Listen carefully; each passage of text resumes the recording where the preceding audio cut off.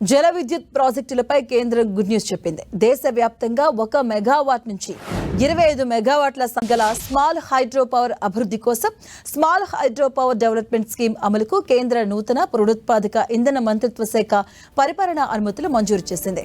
ఆర్థిక ఏడాది 2026-27 నుంచి 2030-31 వరకు 5 ఏళ్ల కాలానికి గాను 2584.60 కోట్ల భారీ బడ్జెట్ అవుట్లెట్తో ఈ పథకం అమలు కానుంది.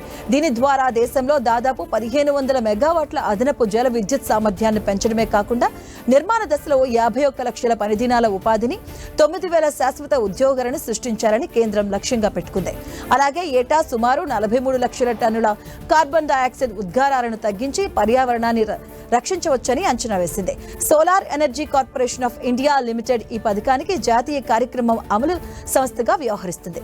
మొత్తం బడ్జెట్లో చిన్న జల విద్యుత్ ప్రాజెక్టు కేంద్ర ఆర్థిక సహాయం కోసమే 2532.60 కోట్లు కేటాయించారు. ఈ పథకం కింద తెలంగాణ సహా ఇతర సాధారణ రాష్ట్రాల్లో నిర్మించే 1 నుంచి 5 మెగావాట్ల ప్రాజెక్టులకు మెగావాట్కు 1.78 కోట్లు, 5 నుంచి 25 మెగావాట్ల ప్రాజెక్టులకు మెగావాట్కు 2054 కోట్ల చొప్పున 20% నిధులు సబ్సిడీ లభిస్తుంది.